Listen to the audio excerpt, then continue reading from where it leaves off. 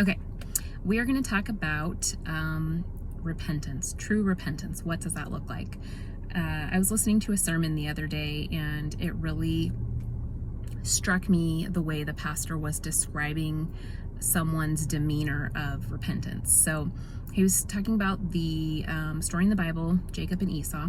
So Jacob, if you know the story, he deceived his brother Esau and deceived his father. He was a manipulator, deceived him out of his birthright. After he did this, he was discovered, he jetted, right? He was out, disappeared for 20 years and left. And so 20 years goes by after this massive manipulation, deceit, offense, and Jacob comes back to his brother Esau. And he's scared because he doesn't know how Esau's going to respond. Is he going to be angry? What's he going to do? And so as the two brothers are meeting, and I love the way that the pastor described this, that as they approach each other, Jacob bows down. He kneels down, he bows down, and he has all of his family and people that are with him do the same thing, right?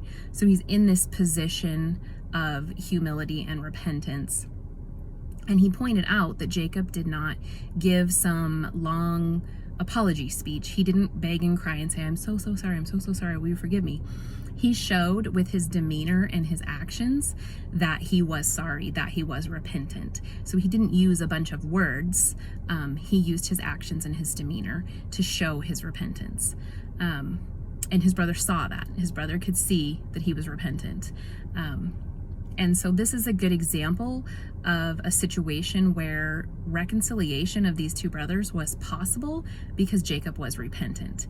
If Jacob had come back and he wasn't repentant, or he was saying he was sorry, but in his actions he clearly was not any different, right? He hadn't changed anything. He did not see the problem with how he was living and how he was acting. Those two brothers could not have reconciled, right? That wouldn't have worked. If he still couldn't trust him, if he was still acting the same way, that relationship would not have been repaired.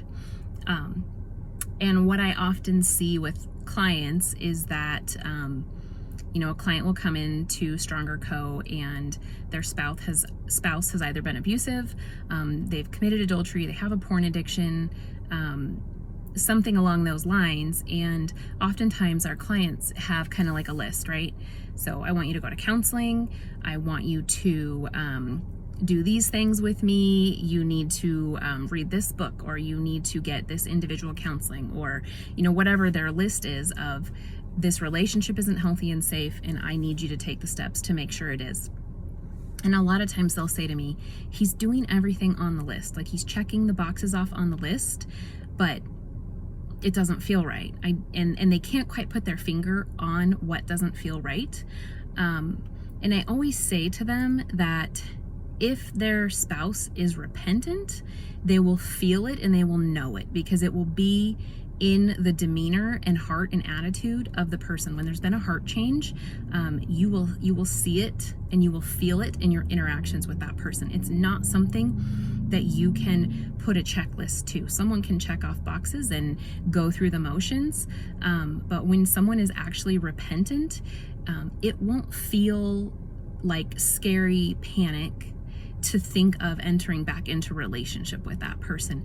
It will feel safe and healthy. And I think that's something that, like the pastor was describing with Jacob, a big speech wasn't going to do any good.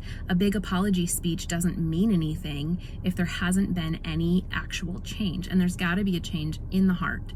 And you will see it and you will feel it in your interactions with that person. And that is what Esau saw in Jacob. And so when we're talking about what repentance looks like, when we know we can reconcile a relationship with someone, there's a certain attitude and a certain heart that we need to see. We need to see changed behavior, and that comes out in all of a person's interactions. Now, we're not talking about perfection, but we are talking about a major shift in a person's demeanor and position, in the same way that Jacob made himself low and showed that in his demeanor and in his actions that he knew he was wrong and he was going to do it differently.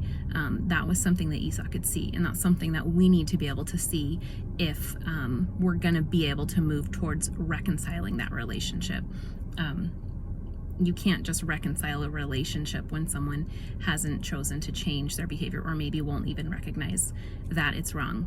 And apology speeches are not repentance. So I just loved that description and wanted to share that with you. When you're looking for repentance and you're looking to see, is this a safe place to reconcile?